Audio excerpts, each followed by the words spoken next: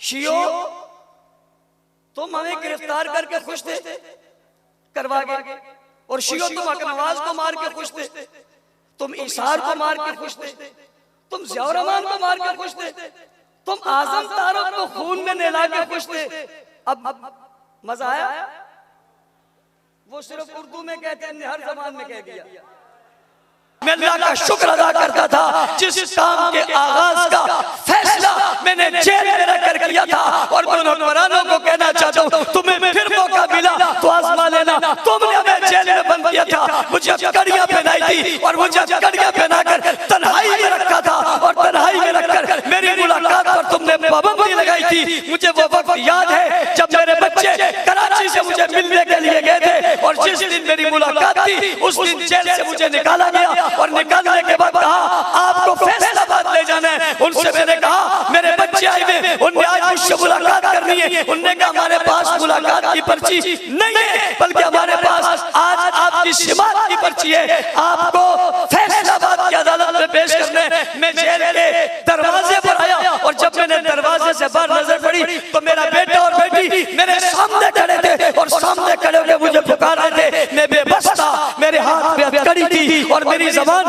खामोश थी, मुझे बोलने नहीं दिया जा रहा था। मैंने कहा चलो मिलने दो, मैं सलाम कर लेता हूँ, और सलाम करने के बाद फिर मैं चला जाऊंगा। उनने कहा इस बात की भी इजाजत नहीं है। मुझे जल्दी से पकड़ा, गाड़ी में डाला, दरवाजा बंद कर दिया। मैंने खिड़की से, यानी जो सुराख है उनसे एक नजर अपने बच्चों के चेहरों पर डाली, तो मुझे दिल में लगा कि शायद मुझे दुख हो रहा है। तो मैंने उसके जवाब में अपने ज़मीर से कहा और अपने दिल से कहा किस बात पे नाराज हो रहे हैं? तुझसे तेरे सामने बच्चे नहीं मिले तो क्या हुआ?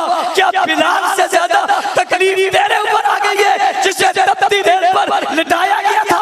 क्या नवाज से ज्यादा तकलीफ तेरे ऊपर आ रही? कोई मसला नहीं, आज नहीं तो कल मिलूंगा, और अगर यहाँ नहीं मिल सका तो अल्लाह के फजल से जन्नत में मिलूंगा। इन्होंने हमें वहां बंद किया।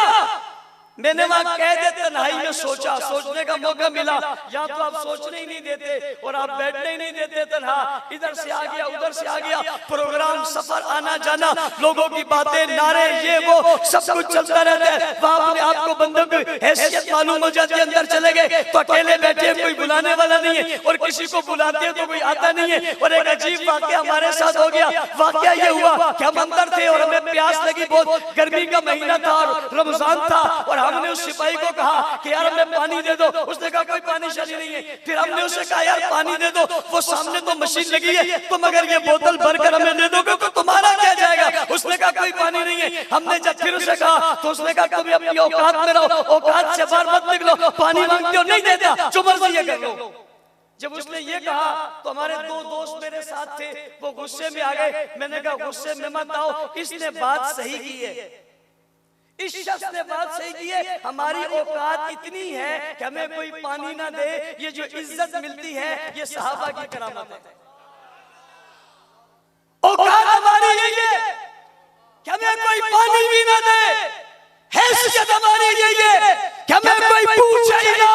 अगर दुनिया आज हमारी बात करती है या हमारी बात का मान रखती है या हमारी बात में लाखों लोग आते हैं, कमाल हमारा नहीं है, कमाल तो मोहम्मद के इशारों का है, जिनका नाम हमने लिया तो खुदा ने इज्जतों से नवाज दिया। तुमने हमें बंद किया था।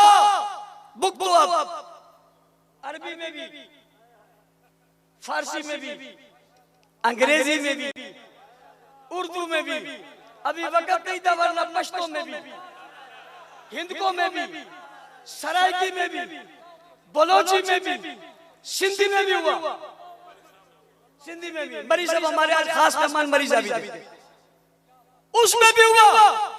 शियो तुम हमें गिरफ्तार करके खुश थे, करवा गए, और शियो तुम हक नवाज को मार के खुश थे, तुम इशार को मार के खुश थे, तुम ज़ियाउर रहमान को मार के खुश थे, तुम आजम तारक को खून में नहला के खुश थे।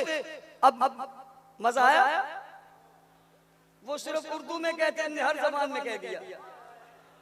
जो बात हक नवाज ने उर्दू जबान में जंग की धरती से की थी, आज शाहनतीन के स्टेज से उस्मान इब्न अफ़्फ़ान के मदरसे के तखस्सुस के तलबा ने एक साल या रहने के बाद किताबों की सूरत में, दलाल की सूरत में, कहीं और से बात नहीं की है, किसी किताब का हवाला नहीं दिया, किसी और बात की बात नहीं की है, इन्होंने बात की है तो अल्लाह के कुरान की है, और अल्लाह के कुरान की बात करके तुम्हें